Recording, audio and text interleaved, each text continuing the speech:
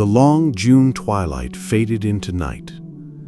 Dublin lay enveloped in darkness but for the dim light of the moon that shone through fleecy clouds, casting a pale light as of approaching dawn over the streets and the dark waters of the Liffey. Around the beleaguered forecourts, the heavy guns roared.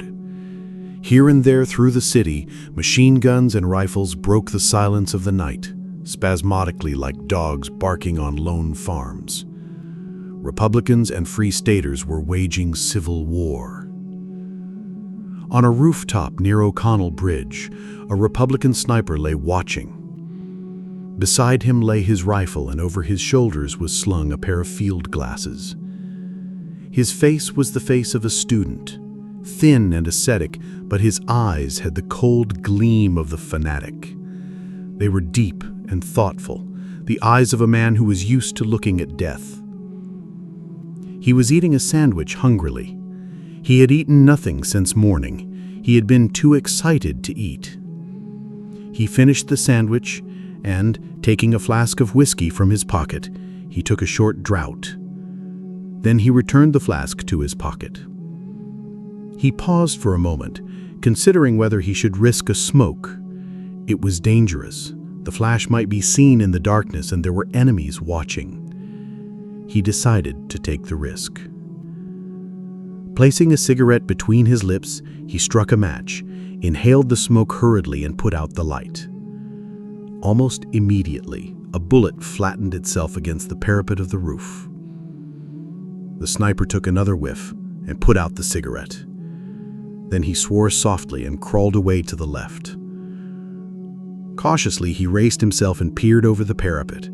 There was a flash and a bullet whizzed over his head. He dropped immediately. He had seen the flash. It came from the opposite side of the street. He rolled over the roof to a chimney stack in the rear and slowly drew himself up behind it until his eyes were level with the top of the parapet. There was nothing to be seen, just the dim outline of the opposite housetop against the blue sky.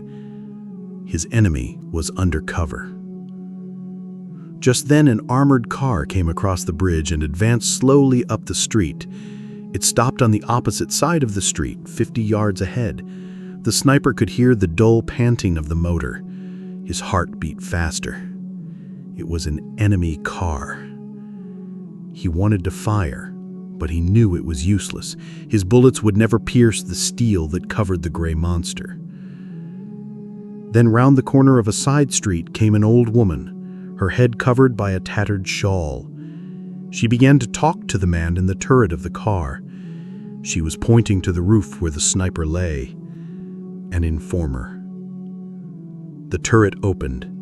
A man's head and shoulders appeared, looking toward the sniper.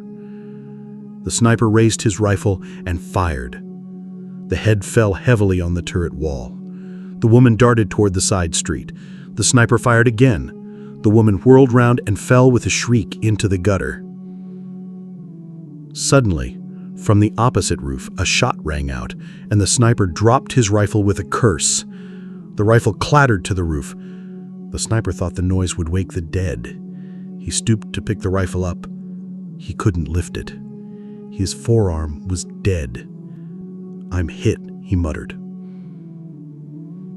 Dropping flat onto the roof, he crawled back to the parapet. With his left hand, he felt the injured right forearm. The blood was oozing through the sleeve of his coat.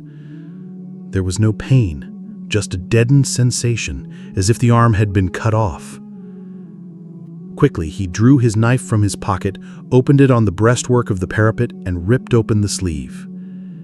There was a small hole where the bullet had entered. On the other side, there was no hole. The bullet had lodged in the bone. It must have fractured it.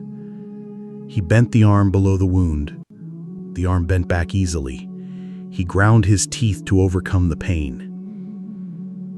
Then, taking out his field dressing, he ripped open the packet with his knife.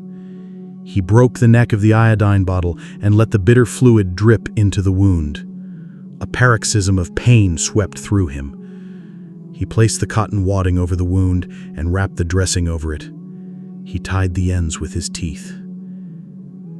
Then he lay still against the parapet. and, closing his eyes, he made an effort of will to overcome the pain. In the street beneath, all was still. The armored car had retired speedily over the bridge, with the machine gunner's head hanging lifeless over the turret. The woman's corpse lay still in the gutter. The sniper lay still for a long time, nursing his wounded arm and planning escape. Morning must not find him wounded on the roof. The enemy on the opposite roof covered his escape. He must kill that enemy, and he could not use his rifle. He had only a revolver to do it. Then he thought of a plan. Taking off his cap, he placed it over the muzzle of his rifle. Then he pushed the rifle slowly upward over the parapet until the cap was visible from the opposite side of the street. Almost immediately there was a report, and a bullet pierced the center of the cap. The sniper slanted the rifle forward. The cap clipped down into the street.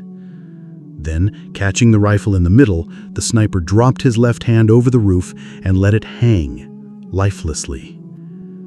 After a few moments, he let the rifle drop to the street. Then he sank to the roof, dragging his hand with him. Crawling quickly to his feet, he peered up at the corner of the roof. His ruse had succeeded. The other sniper, seeing the cap and rifle fall, thought he had killed his man. He was now standing before a row of chimney pots, looking across, with his head clearly silhouetted against the western sky. The Republican sniper smiled and lifted his revolver above the edge of the parapet. The distance was about 50 yards, a hard shot in the dim light, and his right arm was paining him like 1,000 devils. He took a steady aim. His hand trembled with eagerness. Pressing his lips together, he took a deep breath through his nostrils and fired. He was almost deafened with the report, and his arm shook with the recoil. Then, when the smoke cleared, he peered across and uttered a cry of joy. His enemy had been hit. He was reeling over the parapet in his death agony. He struggled to keep his feet, but he was slowly falling forward as if in a dream. The rifle fell from his grasp, hit the parapet, fell over, bounded off the pole of a barber shop beneath, and then clattered on the pavement. Then the dying man on the roof crumpled up and fell forward. The body turned over and over in space and hit the ground with a dull thud. Then it lay still. The sniper looked at his enemy falling, and he shuddered. The lust of battle died in him. He became bitten by remorse. The sweat stood out in beads on his forehead. Weakened by his wound and the long summer day of fasting and watching on the roof, he revolted from the sight of the shattered mass of his dead enemy. His teeth chattered. He began to gibber to himself, cursing the war, cursing himself, cursing everybody. He looked at the smoking revolver in his hand, and with an oath, he hurled it to the roof at his feet. The revolver went off with a concussion, and the bullet whizzed past the sniper's head. He was frightened back to his senses by the shock. His nerves steadied. The cloud of fear scattered from his mind, and he laughed. Taking the whiskey flask from his pocket, he emptied it a draught. He felt reckless under the influence of the spirit.